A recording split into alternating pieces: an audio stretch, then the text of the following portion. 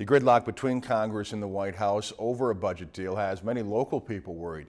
Whether their workers are furloughed or not, several local agencies see long-term negative effects from the persistent shutdown. It's business as usual for the Transportation Security Administration at Brainerd's Airport.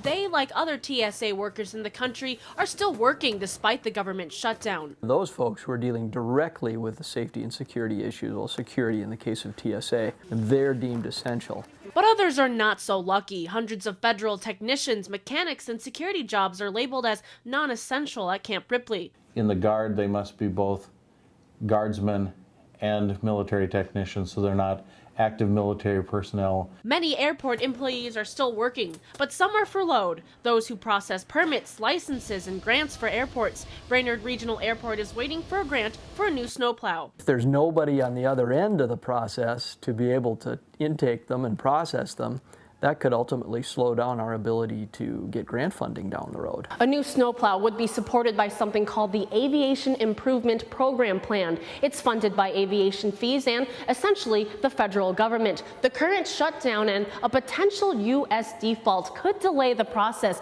of getting a new snowplow. People who administer the grants may not be deemed as essential. A looming potential default on U.S. financial obligations is an even bigger threat. If the Treasury starts not paying interest on some of their bonds, my guess is it'll drive up the cost of borrowing for airports that issue their own bonds. A U.S. default could hurt the country's credit rating, and interest rates would soar for investors in the U.S. Treasury. Government borrowing costs could increase, making homeowners and credit card holders see their borrowing costs go up too. If all of a sudden people who are hesitant to invest in any sort of bonds at that point, you may have to pay them more to be able to use their money.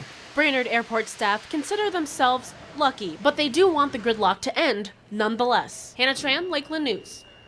The White House and Congress must compromise on an agreement to raise the debt ceiling by the 17th. If you've enjoyed this segment of Lakeland News, please consider making a tax-deductible contribution to Lakeland Public Television.